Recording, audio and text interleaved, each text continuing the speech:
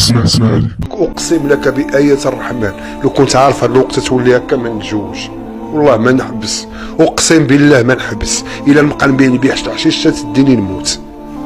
ولكن خايف ماشي من بنادم، انا ما عمري خفت من بنادم، خايف من الله عز وجل، خايف من الليله اللي غنكون في القبر ما ينفعني حتى حاجه، خايف من اللحظه اللي غنوقف بين اليد ديال الله عز وجل، شنو غنقول له، شنو غنهضر معاه، باش غنجاوب.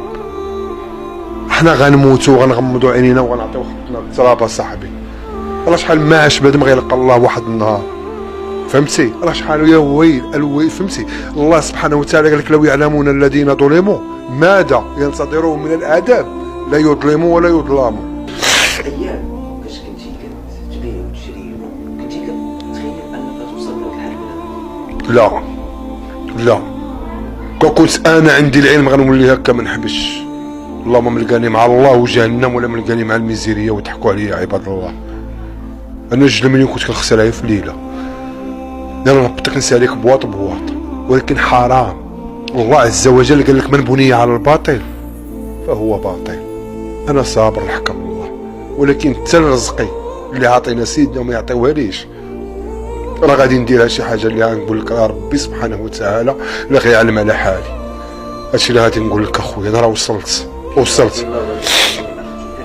كنستنتج ان في الوقيته كانت عندك فلوس صحيحه.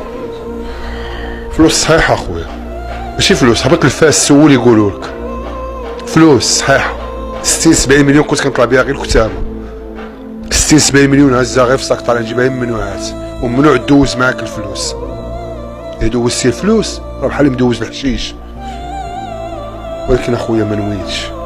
انا لو كنت نويت الوقت تولي بحال هكا ما نتزوجش، بقى سيري باطير. علاش؟ باش ما نديش الذنوب ديال هاد الاولاد، فهمتي؟ انا من الداخل قلبي كيتقطع، ما نديش ماشي مدوب.